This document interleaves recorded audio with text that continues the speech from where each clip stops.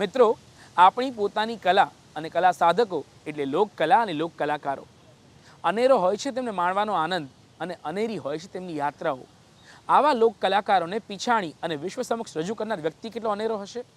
ચાલો આજે લઈશું મુલાકાત એક સંગ્રહાલયની, જ્યાં જાણીશું એક વ્યક્તિ વિશે અને તેની દિલ્હી સુધીની સફર વિશે. જોરાવરસિંહ જાદવ, એમની વર્ષોથી ઈચ્છા હતી કે એક સરસ મજાનું ગ્રામીણ મ્યુઝિયમ તૈયાર કરવું અને લોકોને એટલે કે નવી પેઢીને આપણી જે જૂની પરંપરા કેવી હતી તેનો ખ્યાલ આવે તે માટેનો મકાન એવું બનાવવું અને એમાં અલગ અલગ ચીજ વસ્તુઓ રાખવી. આ એક જે કન્સેપ્ટ હતો ઘણા વર્ષોથી તે વિશે વિચારતા હતા અને મારા પિતાશ્રીએ કહ્યું કે આપણે વતનમાં જ કેમ ન બનાવીએ. એટલે અમે ખાસ તો આજે વિરાસત મ્યુઝિયમ અમારા વતન આકરુ ગામ તાલુકો ધંધુકા ખાતે બનાવ્યું છે. ઓવરઓલ જોવા જઈએ તો લગભગ 3 થી 3.5 વર્ષ જેટલો સમય આ મ્યુઝિયમ ઊભું કરતા થયો છે. 10 વર્ષની ઉંમર સુધી તો હું આકરુમાં જ રહ્યો ને 4 ધોરણ સુધી આકરુમાં જ ભણ્યો. એ વખતે મારા પિતાશ્રીનું નામ બહુ મોટું, રોટલો એમનો બહુ મોટો, એટલે અમારે ત્યાં દર વર્ષે ઘઉંના ખળા લેવાય ત્યારે વાદી, મદારી, નટ, બજાણિયા, કઠોટલી, રામલીલા, ભવાઈ, બહુરૂપી, ભાંડ, તુરી, આ બધા કલાકારો અમારી ડેલીએ આવતા.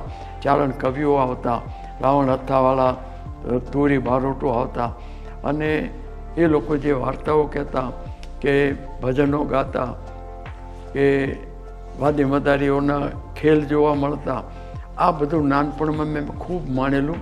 એટલે લોકકલાનું એક બીજ મારા અંતરમાં એ કાળે રોપાયેલું 10 વર્ષની ઉંમર. પ્રાચીન ભારતીય સંસ્કૃતિ સાથે MA કર્યા પછી મને એ થયું કે આ આપણા ગામડાના લોક કલાકારો આજે પશ્ચિમની સંસ્કૃતિનું જબરજસ્ત આક્રમણ, એની સામે લોક કલાકારોના વાજિંત્રો સાહેબ મૂંગા મંતર થઈ ગયેલા.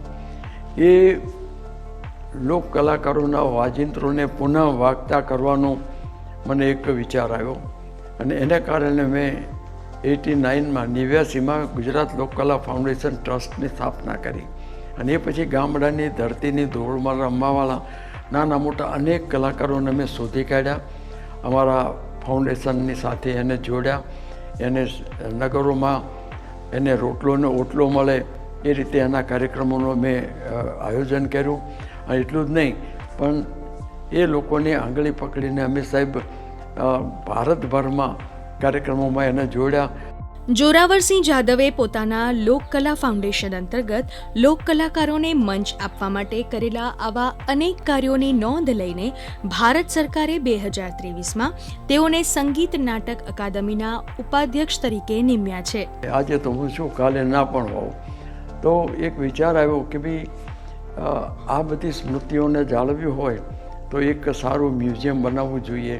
કે મને તો આ બધું મળ્યું, એચિવમેન્ટ મારું હતું, એ તો પર્સનલ થયું, પણ હું દિલ્હી સુધી પહોંચ્યો એનો લાભ મારા વતનને કેવી રીતે મળી શકે એ વિચાર મને સતત ઘોળાયા કરતો અને એમાંથી જ આ એક મ્યુઝિયમ ઊભું કરવાનો મને વિચાર આવ્યો.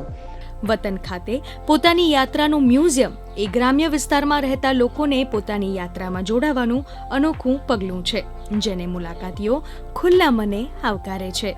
આ તો મારી પહેલી વાર છે. હું તો કેનેડામાં રેસ છું, એટલે મારી પહેલી વાર જોયું છે અને જોઈને રિએક્શન બહુ સરસ હતું. એટલે ત્યાં એવું મેં જોયેલું જ નથી, રાઈટ? ત્યાં આવું આ પહેલી વાર જોયું આવીને.